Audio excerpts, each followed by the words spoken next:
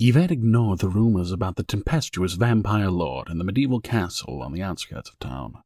His temper and physical strength were enough to scare off most monster slayers, let alone curious humans who wanted to see the behemoth with their own eyes. Demonic hounds that fed on the fresh or still bloody organs of mortals were said to patrol the vast estate.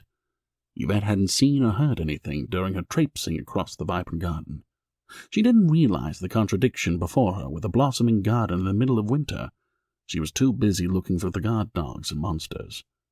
Snow crushed beneath her boots. It was a warmer winter day, but there was still a chill in the air. Evette had nothing better to do, and after she read a story about an encounter with the vampire, she was spurred to action.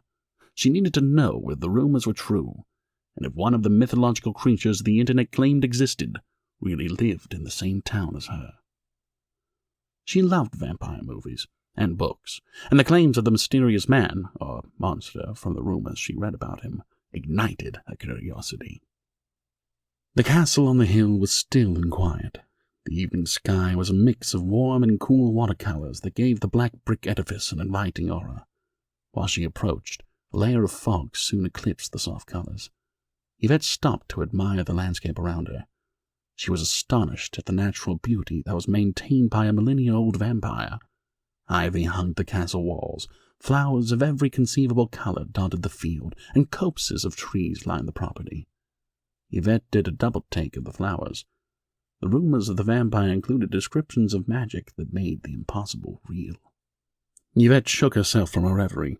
She was there to catch a glimpse of the vampire, to satisfy the curiosity that had burned into her heart and mind since she first heard the rumors about the famed monster. She jogged through the garden, more excited as night set in. To her geeky delight, she crossed the drawbridge, something she had only associated with fantasy books. There was a moat, and the calm water filled her mind with ideas of monsters trained to attack lying in wait beneath the still water, and trapped doors that dropped the unfortunate into the mercy of the thought creatures fed just often enough that they'd pick off trespassers. She squealed with delight and scurried from the outskirts of the castle entrance into the main hall. Evette quickly learned the inside of the castle was a labyrinth of identical doors and nearly identical rooms. She explored, uncertain where she would encounter the vampire that had constructed these dark stone halls. Evette picked a room and stepped inside. There were oak bookshelves that spanned the entirety of 3 walls. Book titles on the spines tickled her curiosity. Higher up, modern novels aimed at adults populated the shelves. Every genre, from thriller through romance, was among the reading materials. On the shelves at knee level, there were picture books for children. Each title was about nutrition, magical animals, and silly nonsensical stories that would delight the young minds and cement their love for fiction. Elsewhere in the room were desks with plush, padded chairs. Dark curtains covered the windows. Oil lamps were on a table with matches. Lanterns were hung throughout the room to provide lighting. The delightful reading nook kept Evette's attention for several minutes. She was intrigued by the idea of a nerdy vampire aiming to spend his eternity reading every book he could find. A smile crossed her bow-shaped lips.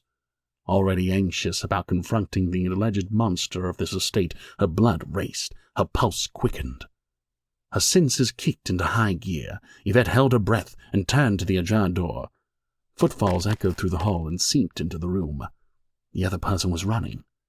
Was she not the only trespasser enticed by the rumors of the vampire and castle in the modern day? Evette crept into the hall. She caught a glimpse of a person outfitted in armor, in a cloak straight out of a fantasy tale before they turned the corner and fled toward the drawbridge. Her excitement morphed into dread. Evette followed the likely route of the armored trespasser. She hurried down the hall, her cinnamon-colored hair fluttering behind her as she ran to investigate why the other person was running. Her subconscious mind corrected her. Fleeing. That stranger was fleeing. She turned down a hall, then took another passage in the maze of dark stone walls and wooden doors. She turned around and tried a different path, thinking she had taken a wrong turn in the maze. This happened several times. She followed a path, then learned it was a dead end. Huffing and sweating, Evette's pace slowed. She doubled over and rested her hands on her knees. She needed a rest to catch her breath. Evette wiped beads of sweat onto her hoodie sleeve. She felt her legs chafing from running in jeans. She had thought she'd be sprinting through a castle. she'd worn loose-fitting sweatpants and sneakers instead of her boots. Her hands were sweating into the black fishnet gloves she wore. Evette gritted her teeth and pushed through the discomfort. She followed her sense of dread about the armored trespasser and turned left down the next fork in the corridors. The path she took ended in a destroyed room. Yvette's eyebrows rose. She surveyed the room's contents quickly, deciding that petty vandalism was a reason to flee the premises quickly, then approached the couch. It was the only piece of furniture not upturned or destroyed. Among the wreckage was a brown entertainment stand with a television nearby. The television sported a cracked screen, reading chairs that had been upholstered in peach fabric that were now shreds of fabric, cotton filling, and wood splinters, and a glass coffee table that was reduced to shards of glass and bent metal. Was he sleeping? A dark-haired man was sprawled on a sofa. He appeared to be resting from a distance, though not in a coffin. She rushed to the black-haired man's side, now realizing why she felt dread when she discovered the other trespasser. "Mr. Dracula?" she called out. "I'm going to help you. I don't mean you harm." She grabbed the first of the silver nails that protruded from the vampire's limbs. She plucked the fastener near its head, then extracted it. Evette dropped the nail, then plucked a second, then another from the vampire's arms, legs, chest, and throat. "I heard the rumors about a vampire in the modern day, and I became curious. So I came to the castle hoping to see you." She continued pulling the metal studs from the stranger while she spoke to him. "I saw the person running. I didn't chase them. I was worried about you." After the final piece of silver was extracted, she tossed it aside. Then she knelt beside the vampire and the remaining item of furniture. Evette touched the man's ivory cheek. "Mr. Dracula," she whispered. "Is there something else I can do?" Evette frowned. Dread returned in the form of a heavy stone in her stomach. She shook, now worried that she was too late, and the vampire of the castle was dead. The backs of her fingers brushed across his cheek. "I'm sorry I was too late." Tears filled her eyes. She was overcome by immense sadness, mourning a man she never knew. Her quiet tears were disrupted when she felt a twinge of movement. Yvette's eyes widened.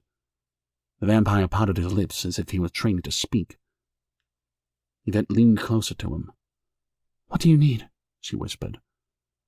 She heard the barely uttered word, and then nodded. She removed her hoodie, tossing it to the back of the couch. Then she crawled onto the vampire's lap. Straddling him, she pushed her hair aside to her opposite shoulder, and then she leaned close to the vampire. Evette moaned when his fangs punctured her neck. She remained as still as possible, her breath hitched in her throat. The vampire pulled back from the wounds he created. After several seconds of letting her heart pump blood to the puncture wounds, his lips met her neck. The vampire drank the sweet nectar she offered. He sucked and licked, desperately clinging to life. Evette trembled with excitement and delight. Her curiosity was slaked and satisfied. A vampire truly lived in the castle the townsfolk gossiped about. She was in a surreal moment of having her blood sucked by a handsome stranger. Everything felt light and calm. Her exhaustion set in, and everything went to black.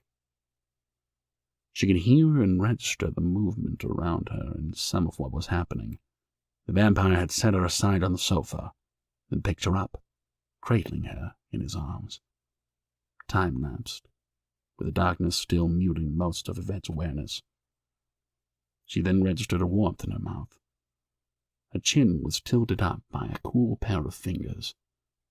The metallic liquid rolled across her tongue and down her throat. Then she fell asleep. Evette woke up covered by a sheet, heavy blanket, and quilt. She was in a bed with a plush mattress and pillows. She sat up and rubbed the sore spot on her neck. Puncture wounds were healed, but there was a throbbing ache. Her hoodie was folded and placed at the foot of the bed. Evette scanned the room in search of the vampire. She was alone. She had apparently given him so much blood she had passed out and lost consciousness for several hours.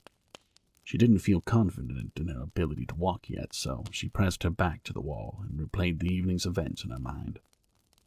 She learned that at least one vampire was real, and that he was grateful enough for her sanguine offer that he placed her in her bedroom to recuperate after she sustained him and saved his life. The castle was a labyrinth with identical hallways and doors. The layout was likely intended to confuse monster hunters who might try to make a name for themselves by slaying the vampire in the castle on the hill. Her senses returned to her. The room smelled of burning wood, and a metallic tang left her tongue. She was cool, so she pulled the blanket up. She could hear the fire eating the logs, so she concluded that her sense of hearing was still intact despite her feeling dissonant. It was as if she was astral projecting and experiencing the room through somebody else's senses. Her sense of balance was still off, and she felt tired. The room was decorated with paintings of horses and seascapes. The fireplace was lit, and plenty of firewood was stacked beside the red bricks. The teal curtains were drawn, so the dark star-speckled sky was visible. The room was otherwise lit by lanterns that hung from the ceiling, with soft golden light trickling down to the bed. While Evette was still processing the room, the vampire knocked and then entered. He was as pale as she remembered, with high cheekbones, a mess of black layered hair, red eyes, and full lips, the fangs of which protruded in an adorable variant of an overbite. His beard was thick and unkempt, but it didn't detract from his appearance. He wore dark jeans, a black undershirt, and a white button-up over it. She hadn't paid attention to his attire when she first saw him, concerned more with saving his life than assessing the scene's details. "Sebastian," the vampire said.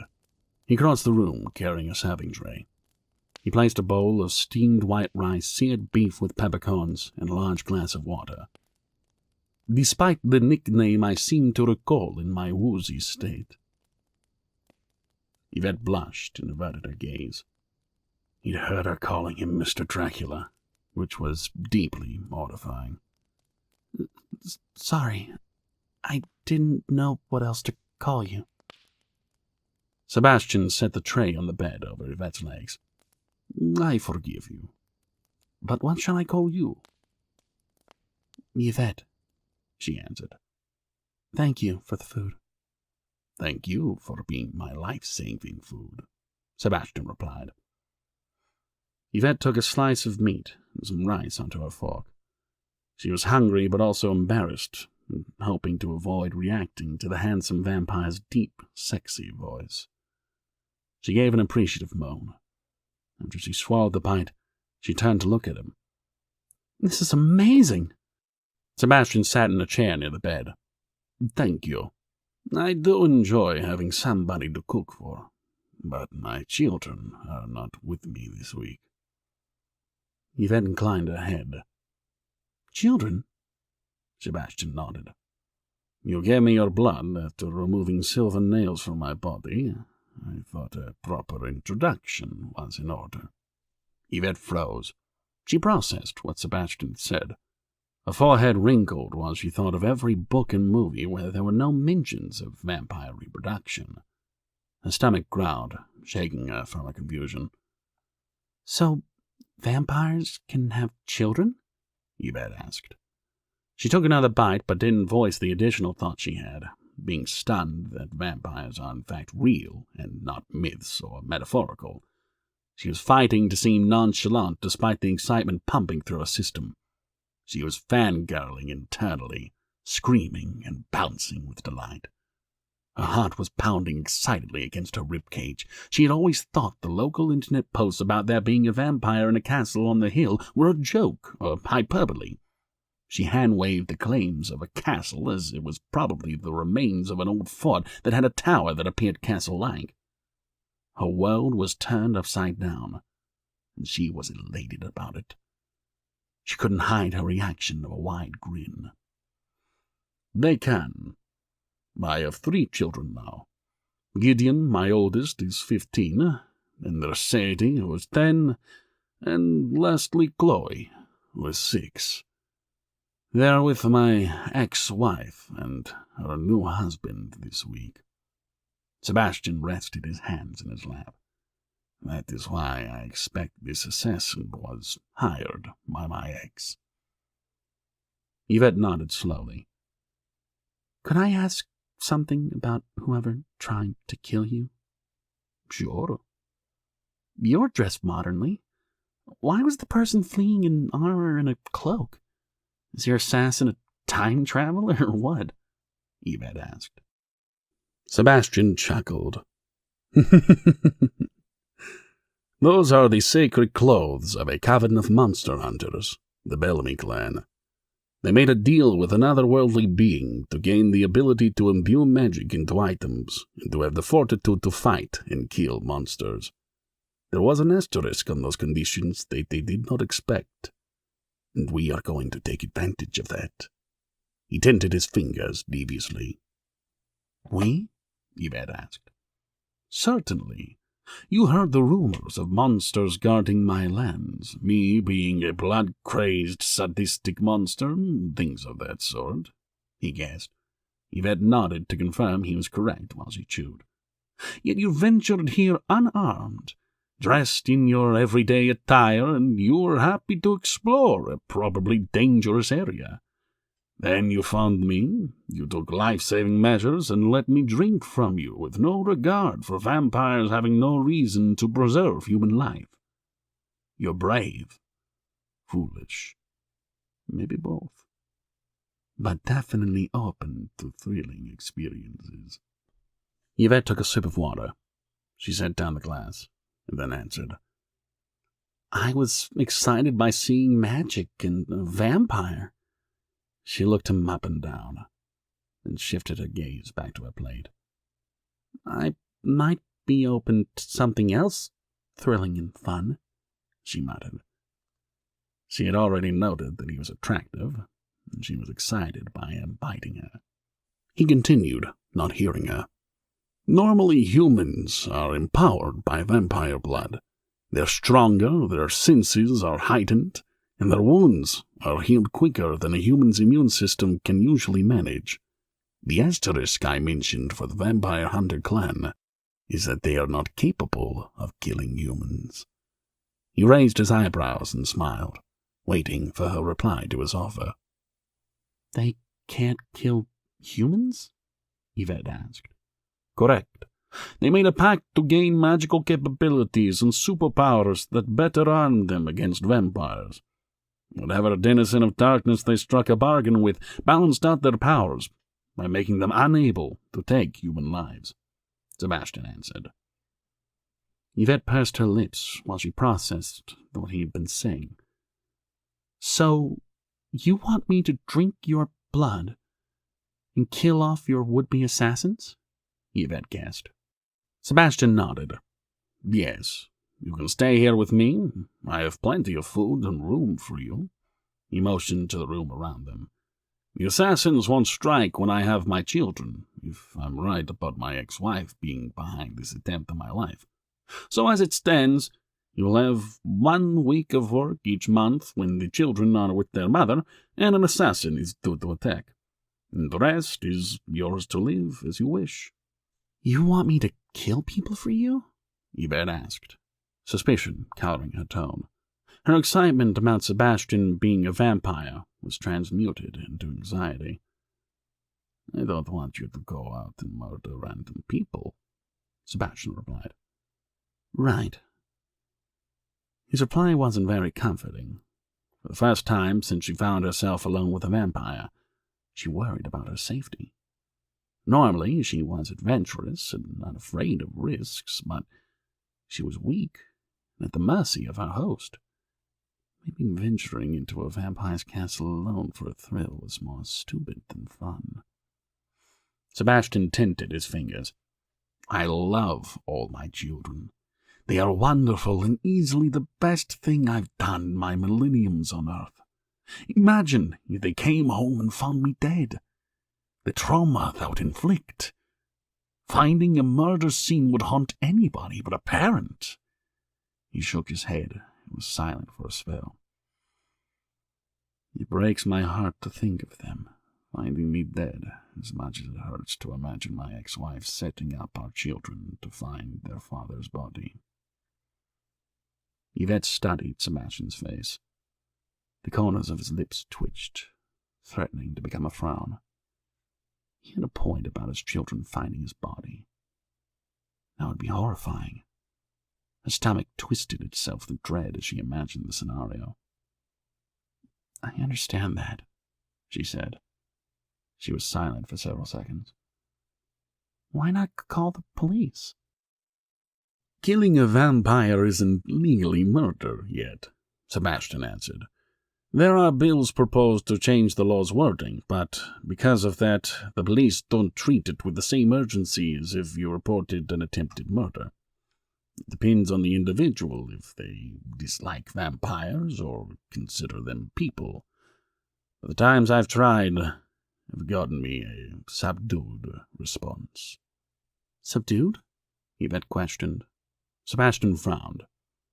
"I filed a report. Paperwork was done, but nothing happened. There was not even a follow-up with the responding officers." Yvette's face twisted into a disappointed expression. "All right. You reported a break-in and an attempted murder in the past, and it wasn't at all effective." "Correct." "So you're stuck with not-so-legal options in response to any of these assassins breaking in and trying to kill you," Evette said, following his train of thought. "I'm afraid so," Sebastian confirmed. "And if I decline your offer?" Evette asked. "Then I'd like you to finish your recuperation, and I wish you well," Sebastian said, shrugging. "I have no desire to force you or anybody else into such a position." "This has to be a dream," Evette decided. "A dream?" Sebastian asked. "There's no way this is real. A vampire, a castle, an assassin?" Evette trailed off and shook her head. "A dream." "I assure you, it's all real," Sebastian said. Evette shut her eyes. She took slow, deep breaths to steady her thinking. She was stuck on the thoughts about Sebastian having limited legal recourse for the assassin. Her mind jumped back to his children, finding him dead, the mental and emotional wounds that would result from such a horrific happening. Then she mentally jumped to believing Sebastian about the person trying to kill him. He was nearly dead when she found him. There was at least one person that attacked him and nearly succeeded in murdering the vampire. She touched the puncture wounds on her neck to remind herself that it wasn't a dream. She could feel the cratering skin, the holes that were healing, and the residual pain that occasionally throbbed from her wound. "Evette? Are you all right?" Sebastian asked. Evette nodded slowly. "This sounds surreal, but you've got yourself a bodyguard. I'll need to get my things from home, but I'm not turning down this amazing offer." Her heart thundered in her chest. Her stomach tied itself into nervous knots. Her inner goth was tickled by the sexy vampire beside her. Her inner creative type was ecstatic to be living in a castle. Excitement whelmed in her. "When you are injured, since the assassins will fight you as much as they can, I'll give you my blood. You'll heal, and we'll go from there," Sebastian said. "So this Bellamy clan hasn't updated their sacred regalia in, 400 years? "Yes. They are slaves to tradition and ritual. Their blood feud with vampires and other monsters date before human laws from Hammurabi's code, and a generally accepted and understood punishment for an infraction. Because of this, even if every government in the world recognizes vampires as people, they will ignore legal precedent. They will continue attacking vampires, believing us to be the incarnation of pure evil." "I'm following the reasoning," Evette sipped her water. "But why not update their slaying armor to be more modern?" Sebastian shrugged. I haven't exactly sat with them and asked them their families' reasons for behaving as they do. My best guess is that the armor they wear was modeled after that of soldiers over the centuries. Modern-day enlisted outfits do not offer the same sort of protection as armor for the individual, with helmets, selective body armor pieces, and being engineered for firearms, not magic.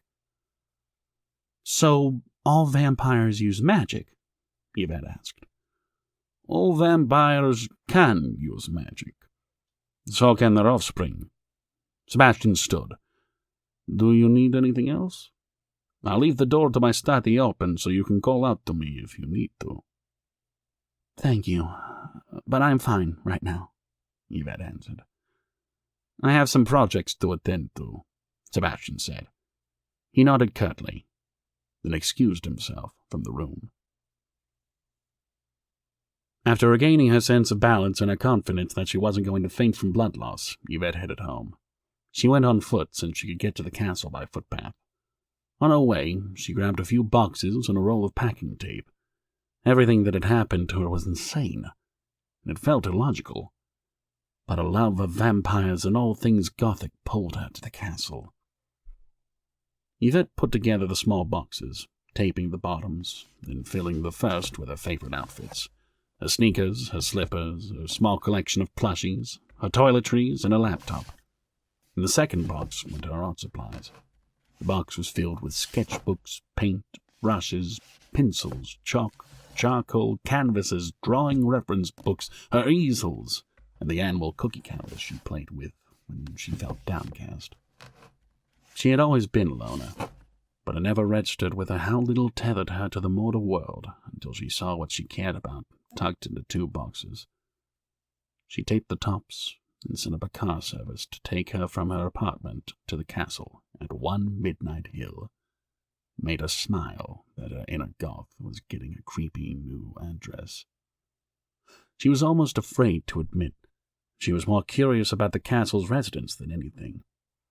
Vampire's existence had been rumored for years, but having met him, she was intrigued. He was pragmatic, generous, and kind. As she loaded her boxes into the back seat of her ride, the obvious thought that Sebastian was handsome surfaced too. She blushed and shook off her attraction to him. Living in a castle was not simply a goth fantasy for her. It was an upgrade to her living situation. She hadn't minded her studio apartment that had come furnished, but the people looking to commission artists were drying up. She wouldn't be able to pay her rent for much longer on her shoestring savings. "Wait, seriously?" the driver asked. Evette buckled her seatbelt and then gave him a curious look. "Seriously, what?" "You're going to where the vampire lives?" he asked. Evette laughed. "Is that what everybody thinks?" "Who else would build a castle in the middle of the forest just outside of town?" the driver reasoned. Evette shook her head, but tried to hide her amusement. "Yes, I'm going to the castle." "So cool," the driver remarked. Evette took her boxes out of the car. She tipped the driver and then made her way inside. She picked up a small package and read the addressee. Sebastian Aurek. "How ordinary," she said, amused by the simple notion of him having a surname. She put the tiniest box on her stack and finished her approach. After she reached the threshold, she called out to Sebastian. He waited for her on the second floor. She walked up the stairs. "You've got a package," she said, and followed him to her bedroom. Looking around at the dark walls, she remarked, "I can't believe this is a real offer." Sebastian took his package from her stack and then opened the door for her. "I trust anybody who offers me blood so I can live," he said. Evette set down the boxes and smiled. "I've always loved vampires," she said. "Lucky for me," Sebastian remarked. Evette blushed, wondering if he was flirting with her. "Does everybody know you're a vampire?" She asked the question to distract herself. If she kept thinking about him flirting, she'd fluster herself. With her heart pounding in her ears, she had to fight to pay attention to what Sebastian said. "Yes," Sebastian confirmed. I see no reason to hide what I am. Yvette took a deep breath. Then she let it out. She did this several times until she felt composed enough to look at Sebastian without getting flustered. Now, I need to be able to find my way through the castle if I'm going to live here. I'll show you through the main rooms, Sebastian offered. He motioned for her to follow him through the labyrinth's layout. Sebastian gave her a detailed explanation of the rooms. He briefly showed her each of his children's bedrooms, his bedroom, his study, the laundry room, the living room, the reading nook, the kitchen, and formal dining rooms. He explained that the labyrinth was to confuse assassins and make finding, following, and killing him difficult. This is a simple spell, Sebastian said. He demonstrated the motions to change the lighting and temperature of a given room magically. Yvette mimicked his movements several times for each spell until she perfected them. Very good, he remarked. Evette beamed and thanked him for the compliment and teaching her how to adjust the castle's atmosphere to her liking. They continued walking, and he promised to teach her how to operate the drawbridge as well. After the tour, they bonded over tea and peanut butter and honey sandwiches. They asked questions about one another back and forth. Evette found herself leaning towards Sebastian, wanting to be closer to him. So, my morbid curiosity got me a job as a bodyguard, she said as she poured herself more tea. That is watering down the details a bit, no? Sebastian replied. You pulled nails from my body, then you let me drink blood from your arteries. Your curiosity led you here, but I assume your concern for Mr. Dracula led you to want to help him. Evette blushed and laughed. I didn't know what else to call you, she said sheepishly, curling her hair around her fingers. Sebastian flashed a crooked grin. It was cute, he said. Evette tittered.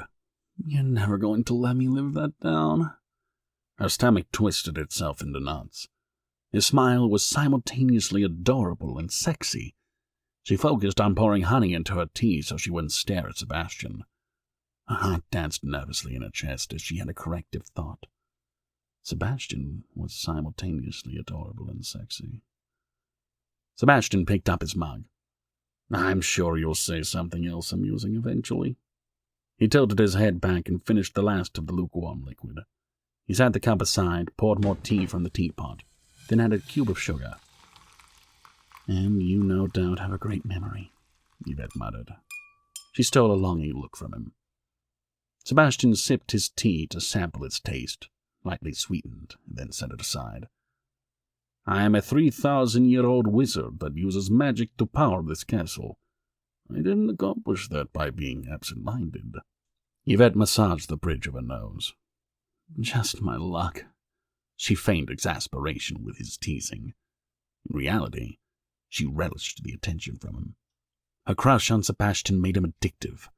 She craved his company. She wanted to at least see him if she couldn't spend time around him extensively. She kept her eyes on her last bites of sandwich to actively avoid staring again. Maybe focus on the fact that you saved my life with no expectations, Sebastian suggested. His smile was warm and genuine. Evette stole a glance at Sebastian. The sincerity in his eyes stirred butterflies in her stomach. And I'd do it again, she said confidently.